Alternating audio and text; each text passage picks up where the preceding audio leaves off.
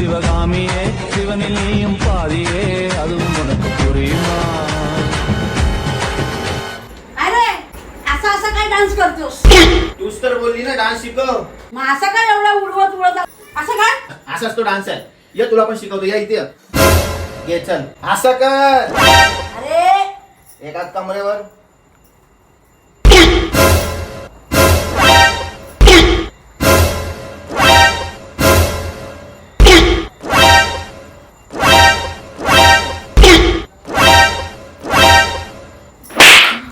सारखा सारखा मान लुकली माझी.